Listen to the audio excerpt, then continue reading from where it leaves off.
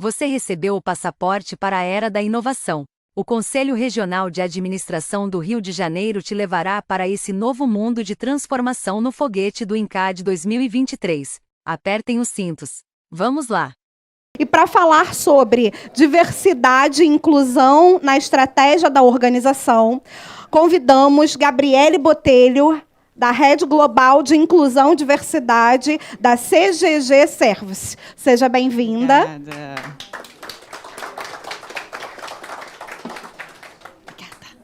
Vocês estão me ouvindo? Resolvi inovar com o microfone, pelo menos, hein? Gente, um prazer estar aqui com vocês hoje. Agradeço ao presidente aqui do Conselho Regional de Administração, ao Luiz Augusto, pelo convite. Fez uma curadoria excelente do evento. Parabéns, Luiz. E antes de começar, eu queria fazer minha autodescrição. Eu não sei se vocês já ouviram esse termo antes. A autodescrição a gente faz para ser inclusivo com pessoas que têm uma deficiência total ou parcial da visão. Então, a gente tem muita gente em casa, né, nos ouvindo, então é importante também que a gente inclua essas pessoas que podem não estar nos vendo. Então, eu sou uma mulher de pele branca, cabelos longos, com luzes, mais ou menos 1,70 m, 46 anos, e eu estou vestindo uma blusa branca, uma saia goiaba e um sapato nude. Eu vou falar hoje sobre inclusão, diversidade e equidade, e eu já começo aqui com uma pegadinha, né? Que provavelmente vocês já ouviram falar muito em diversidade e inclusão. Na CGG, que é uma empresa francesa que eu sou a rede global da área hoje, a gente fala de inclusão e diversidade. E aí eu vou explicar um pouquinho mais sobre isso ao longo da conversa, mas por que a gente fala de inclusão primeiro?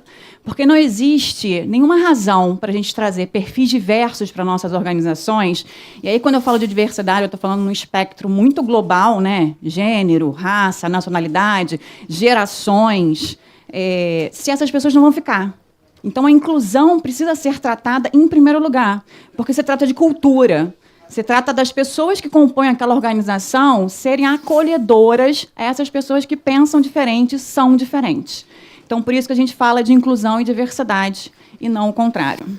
E aí, o desafio do Luiz comigo foi, Gabriele, eu queria que você falasse sobre inclusão e diversidade na estratégia do negócio. Para falar de inclusão e diversidade, a gente precisa falar de sustentabilidade. Eu não consigo enxergar a agenda de inclusão e diversidade sem falar de sustentabilidade, porque estão muito conectados. E aí, provavelmente, vocês já ouviram falar dos Objetivos de Desenvolvimento Sustentável. Essa é uma agenda da ONU, em direção à Agenda de 2030, que a gente chama. Esses são 17 objetivos que aí, quando a gente fala disso, a gente está falando de uma perspectiva global, e a gente está falando de países, de nações que estão se encaminhando para a construção de sustentabilidade em seus países. Então, é algo muito grande. Mas, quando a gente olha aqui, o laser não está aparecendo, né? Então eu vou apontar aqui pertinho. A gente tem alguns objetivos que claramente trazem a pauta de inclusão e diversidade. Então, quando eu falo educação de qualidade, igualdade de gênero, trabalho decente e crescimento econômico, enfim, só aí a gente já vê a importância da agenda de inclusão e diversidade. Então, isso aqui é uma perspectiva de país, né, nação. Quando eu olho para a agenda de ESG, que é uma sigla em inglês que chama Environmental, Social e Governance, eu estou olhando dentro de organizações. Eu estou olhando dentro de instituições. Então, o olhar é menor. Não menos importante, mas é menor. E aí, e no Brasil, como é que é essa sigla? É ASG, que é de ambiente, de meio ambiente. Tá?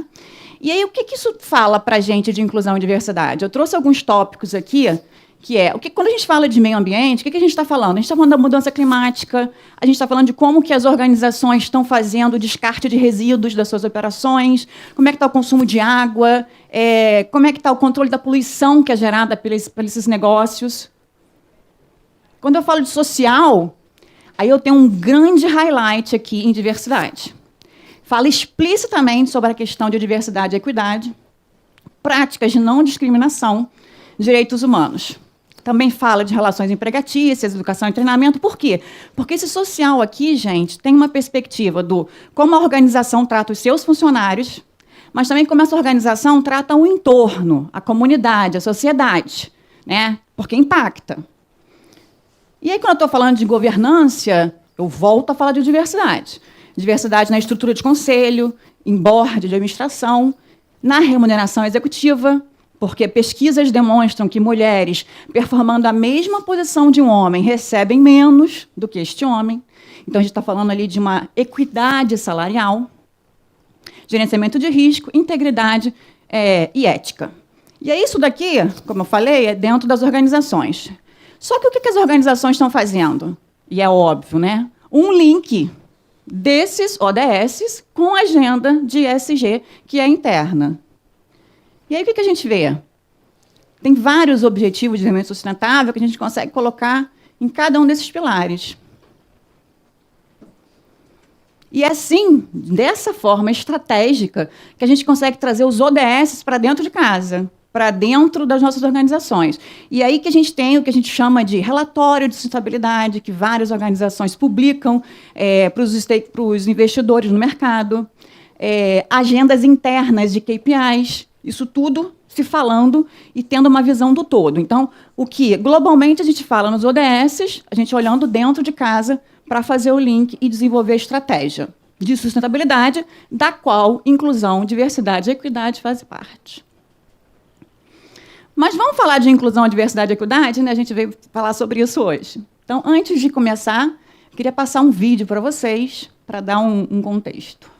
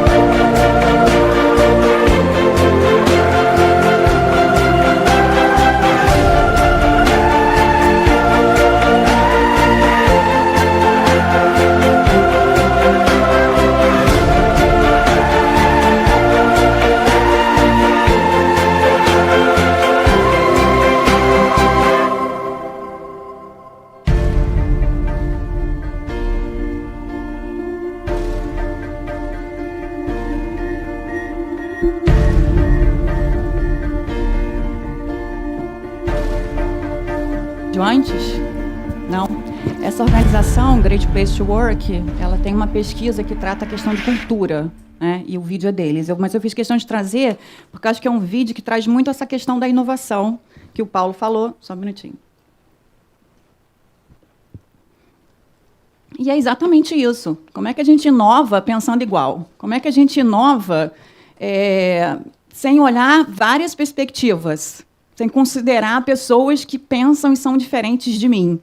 Então, acho que tem tudo a ver com essa conversa de inovação que a gente está tendo aqui ao longo do dia, que é como é que a gente inclui toda essa população que é diversa e que está fora desse mercado de trabalho. A gente vai falar um pouquinho mais sobre isso.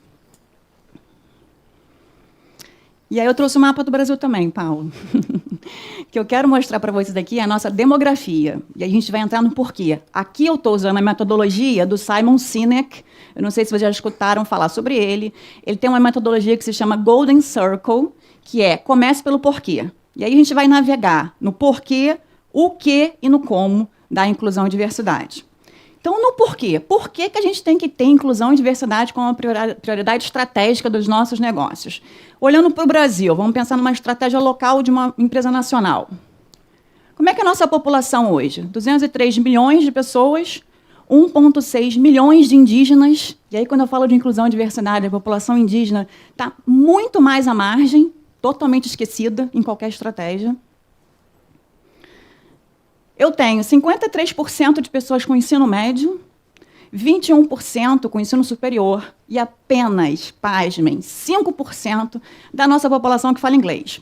Se a gente pensar inglês fluente, né, 3% apenas fala inglês. Então, em qualquer organização multinacional, você estabeleceu o inglês como pré-requisito, você já corta aí uma vasta maioria da população. Aí, mas vamos olhar um pouquinho mais a fundo aí essa população. Como é que a gente está dividido?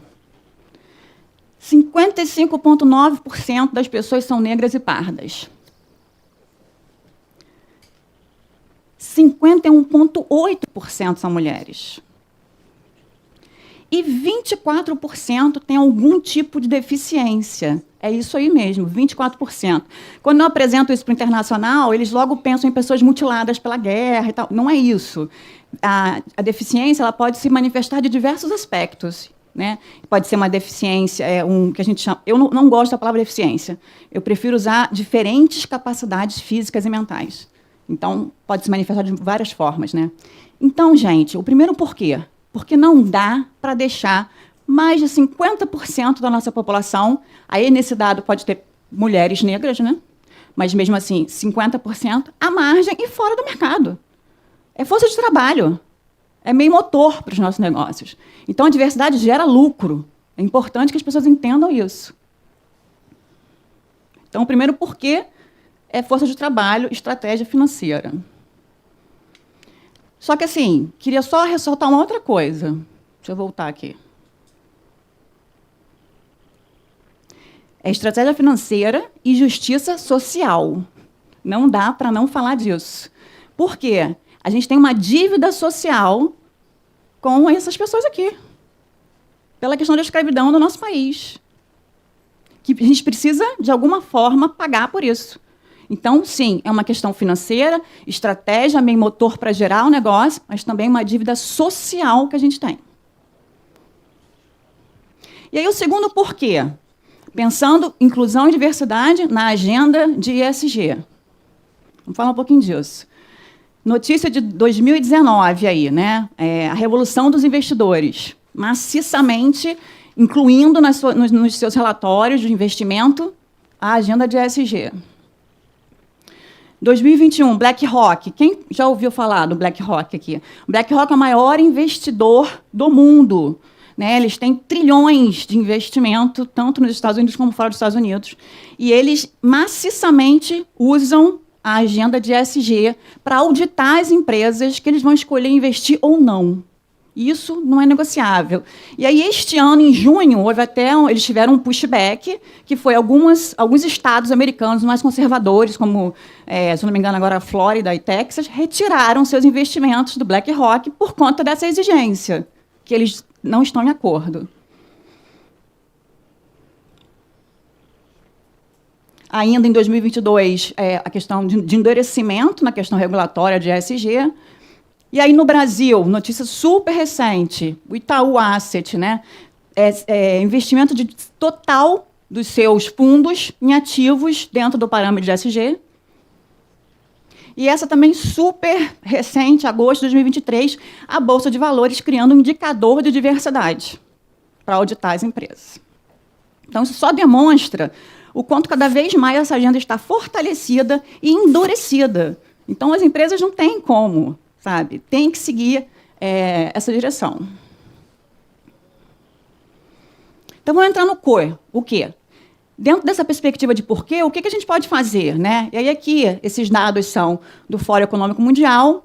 Tem várias ações que empresas já fazem para estabelecer uma estratégia forte de inclusão e diversidade. Então, o azulzinho claro aqui são empresas que já adotam a iniciativa, e o verdinho claro são pessoas que vão adotar nos próximos 2 anos. Então, o que eu queria chamar a atenção aqui? Primeiro, a questão da liderança. Né? Porque aqui a gente não quer fazer estratégia de diversidade para inglês ver. A gente quer mudar, a gente quer gerar uma mudança real. E, para isso, não adianta ser top-down. Você tem que envolver todo mundo da organização, senão a mudança não acontece. Por isso, o treinamento sobre o tema também é o segundo tópico aqui. E o senso de diversidade, que é a base de qualquer estratégia. Eu preciso saber quem é a minha população para, então, implementar uma estratégia que faça com que a gente alavanque os resultados dentro daquela área. Tá?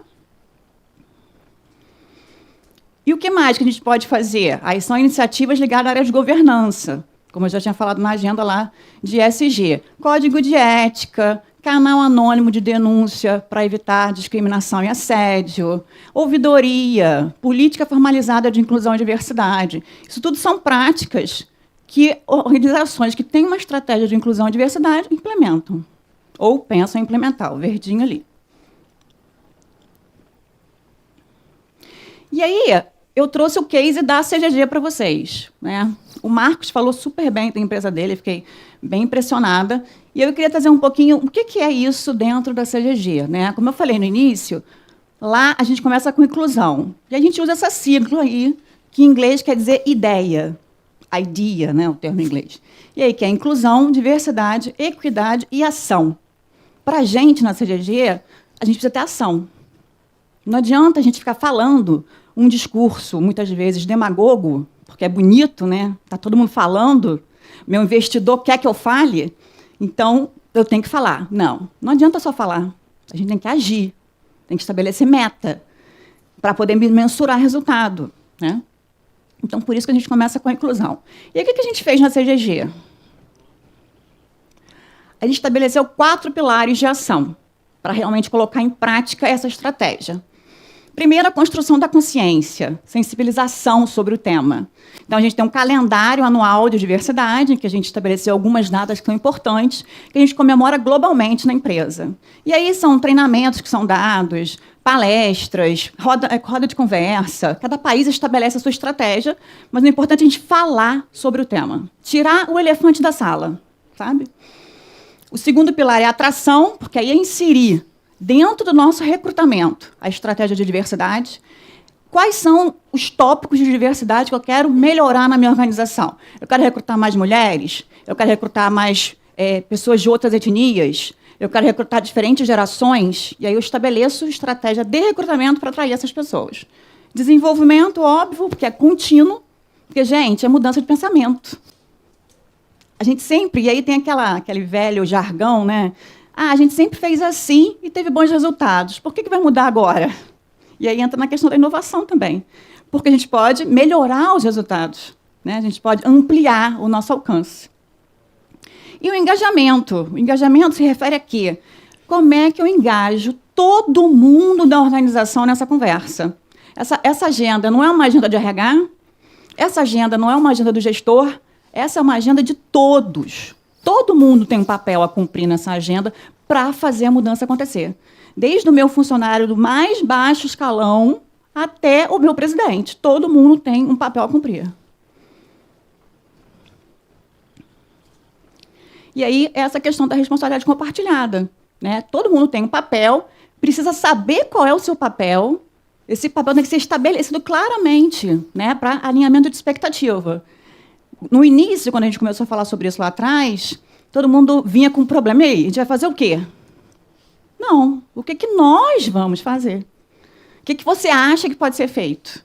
Você conhece os funcionários, a área está sob sua responsabilidade, isso é um trabalho em conjunto. Eu não vou te dar uma resposta, não existe uma resposta pronta para isso.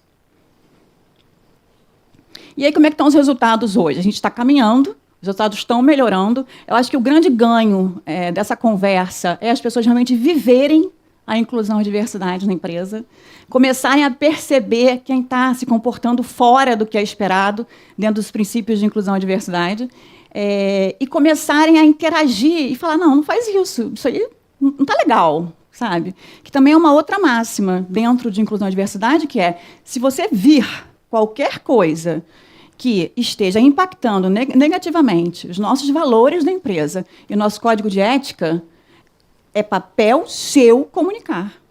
Né? Seja para a instância superior, seja para quem está do seu lado, seja corrigindo um colega que está fazendo algo de errado. E, de novo, responsabilidade de todo mundo. E aí a gente entra no como. Já estou acabando, gente. Daqui a pouco a gente para um cafezinho, né? E aí, como é que a gente faz, né, isso tudo? A gente falou do porquê, a gente falou do quê, e agora a gente está no como. A gente faz como? Primeiro, estimulando esse ambiente, que é um ambiente aberto, que é um ambiente que está construindo conhecimento. Eu geralmente falo, quando eu tenho a oportunidade de ir assim, em organizações para conversar, que a inclusão e a diversidade é uma jornada de aprendizado.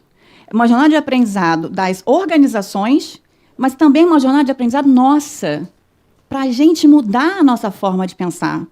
No início eu ia fazer um convite para vocês, mas não teve tempo. O convite é conseguir identificar os viés inconscientes que todos nós temos e praticar um olhar de empatia, ter sensibilidade para o tópico, porque é sobre isso, né? Fortalecer aí, né, a questão da inclusão da liderança na conversa, deles entenderem o papel deles, aumentando aí a representação no board, porque, de novo, não é só contratar na base da pirâmide, não. Porque não chega, não vai chegar. Então, o que vai acontecer? Eu contrato na base da pirâmide, esses funcionários que chegam na organização olham para cima, não vem ninguém como eles. Não vem nenhuma diversidade de gênero, de raça, nenhuma diferença em orientação sexual. E aí, qual que é a mensagem que fica? Essa organização não tem espaço para mim.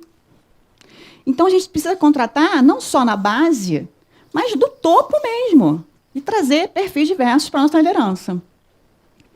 E estabelecer uma cultura inclusiva. Hoje, o que eu estou fazendo, gente? Só para vocês entenderem. Eu estou viajando o mundo todo, dando um treinamento de inclusão.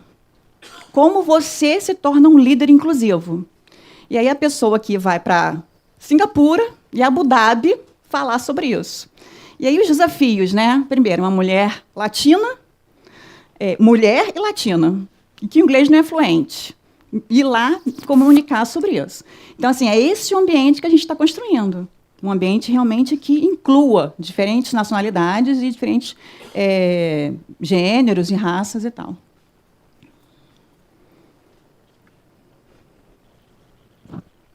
E aí, aproveitando que a gente está falando da liderança inclusiva, eu trouxe esse dado aqui da Deloitte, que é os 6 Cs de uma liderança inclusiva, que eu acho que é uma boa dica aí para quem é líder, que está aqui com a gente hoje, quem está assistindo a gente em casa, que é o que é uma liderança inclusiva. Primeiro, você precisa conhecer seus vieses. Todo mundo tem viés inconsciente, gente.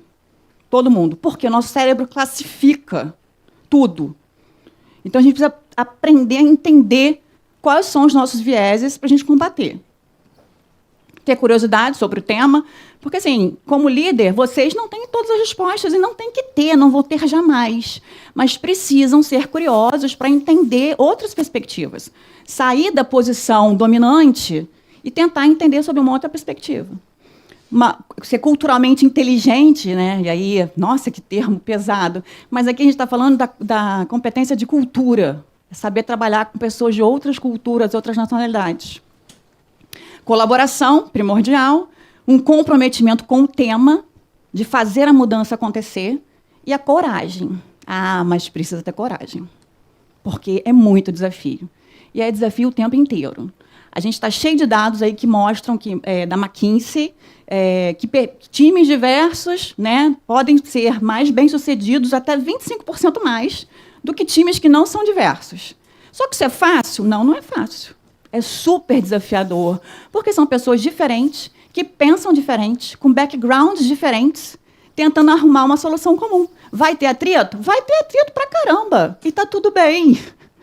Né? Porque, assim, a gente confrontando ideias, a gente vai gerar uma ideia melhor para quem? Para mim, não, para a organização. Eu não tenho que ganhar todas, o outro também não tem que ganhar todas, mas a organização tem que ganhar. Né? A gente está trabalhando para uma empresa. E aí, falando rapidamente também desse outro dado da McKinsey, que é muito interessante, que são os impactos de inclusão, diversidade e equidade. E aí, por que é interessante? Porque aqui você fala em 2 focos. Foco interno, que é olhando para dentro da minha organização. Eu trabalhar em inclusão e diversidade, qual é o impacto que eu ganho? E um olhar externo, que é como é que eu impacto a sociedade, como eu impacto a comunidade. E é sobre isso. O papel de inclusão e diversidade não para dentro dos muros da empresa. Ele extrapola. Porque as organizações elas precisam ter ações junto à sociedade, à comunidade ao entorno, que faça essa mudança acontecer. Porque por que eu recruto menos mulheres do que homens? Porque, historicamente, eu tenho menos mulheres do que homens em universidades. Por que é tão difícil recrutar negros com 3º grau? Porque também, quando eu vou buscar aquele perfil específico, eu também não tenho. Então, como é que eu faço essa correção na sociedade? E aí, sim, eu sou a favor das cotas, tá? Tem gente que não é, não, mas eu sou a favor das cotas. E aí a gente está falando de responsabilidade social, em alto grau. sabe? É o papel da organização na sociedade. E aí, para concluir, viu? Falei que ia ser rapidinho, hein? A gente já vai tomar café, gente. Espera aí. Quero falar de duas coisas aqui na conclusão. Primeiro, a questão do impacto positivo da inclusão nas métricas financeiras, fundo de investimentos auditando empresas que têm uma agenda de inclusão e diversidade séria. E aí, sim, não dá para burlar, não dá para fazer o que a gente chama de diversity washing. Existe um termo que é o greenwashing, né? E agora também tem esse termo atualizado, que é o diversity washing, que é essas empresas que fazem a diversidade como check the box para constar dentro de relatórios e conseguir o investimento daquele fundo. Mas não dá, não cola mais. Por quê? Porque a gente tem aqui, tem que ter indicadores claros. Cadê? Cadê o resultado? Não adianta só fazer bonitinho. É sempre mostrando o resultado das ações. Tá? E quais são os desafios que a gente tem, né? Falei um pouquinho do diversity washing, mas eu acho que, principalmente, na questão de definição clara de uma estratégia. Que, de novo, foi o que eu falei um pouquinho atrás. Quais são os papéis e responsabilidades de todos na organização? Essa estratégia tem que ser conhecida, tem que ser entendida e tem que ser seguida. Porque também não dá para ir cada um para uma direção. Você tem que ter uma definição clara do que a gente quer, aonde a gente está, para onde a gente quer ir e como a gente vai chegar lá. E aí é envolvendo todos na organização. É isso, gente. Perguntas? Temos tempo para pergunta? Tentei correr, hein? Temos tempo para duas perguntas. Duas Alguém? perguntas. Alguém? Alguém quer falar com a Gabriele? Boa tarde, Gabriele, Leonardo. Boa tarde. Parabéns aí pela apresentação. Quer dizer, você falou das cotas, né, que vai fazer 20 anos aí que nós estamos com uma política de cotas. E a questão da diversidade e inclusão na educação também vem sendo cada vez mais trabalhada na academia, principalmente na graduação e na pós-graduação. E a gente não sabe bem os efeitos disso ainda, porque é claro que existem instituições que levam isso mais a sério, outras nem tanto. Tem a questão, a expressão que você usou para inglês ver, né? Mas eu queria perguntar o seguinte: existe um tempo que você diz o seguinte: qual foi o impacto dessas políticas, dessa conscientização maior, já que tanto ODS quanto ESG vem da empresa, não vem do governo, né? Iniciativas que surgem mais dentro das empresas para fora do que propriamente do governo. O governo vem as políticas de cotas, né? Vocês têm esse contraste, esse indicador, o quão avançou-se nesses últimos 15 anos, 10 anos, 20 anos? E quanto tempo você acha que vai levar para isso ter um indicador ainda melhor? Qual a velocidade que isso está avançando? Não sei se eu... Não, foi claro. Na verdade, a gente hoje não tem um indicador que mostre esse avanço. O que eu posso dizer é que esse avanço está acontecendo, mas está acontecendo muito mais na iniciativa privada do que na iniciativa pública, dentro de órgãos governamentais. Mas os ODS, ao contrário do que você falou, são, sim, parte de governo. Então, hoje, dentro do governo nosso, da presidência, você tem toda uma estratégia dentro dos ODS. Em outros lugares do mundo também. E isso é cobrado nos fóruns da ONU, nos congressos da ONU, você presta conta, né, do que o país está fazendo em direção a esses ODS. Até para uma questão também de variação climática, que a gente está tendo toda essa discussão aí global. No que tange à inclusão e diversidade, eu acho que a gente está muito atrás na definição de indicadores que possam realmente mensurar esse avanço. Mas, de novo, no Brasil, na Bolsa de Valores, a gente já tem um KPI que é interessante. Então, assim, tudo mostra que os esforços estão sendo direcionados para alcançar um resultado muito melhor. E eu sou muito positiva, sabe? Eu não tenho uma visão romântica, mas esse tópico é um tópico que me toca profundamente e eu realmente vejo as empresas se movimentando para fazer a mudança acontecer. Perfeito. Pergunta aqui.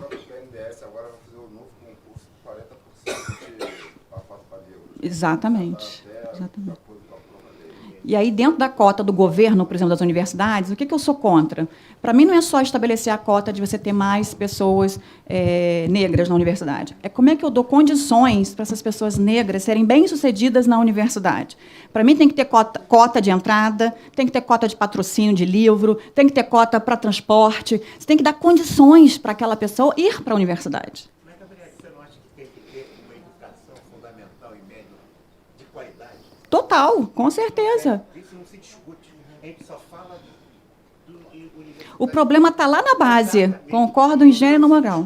É. A gente não fala isso. A gente está tentando resolver o problema num Na consequência, no efeito. E não na causa. exatamente. Exatamente. É isso. Obrigada, gente. Muito obrigada, Gabriele.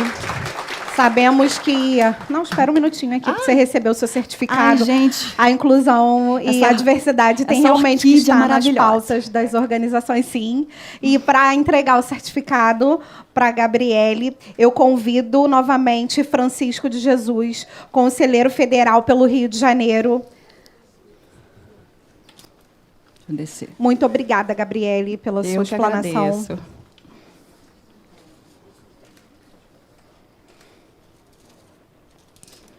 Obrigada. E me ajuda. Te ajudo. Isso. Obrigada. Muito obrigada, viu? Carinho pela tua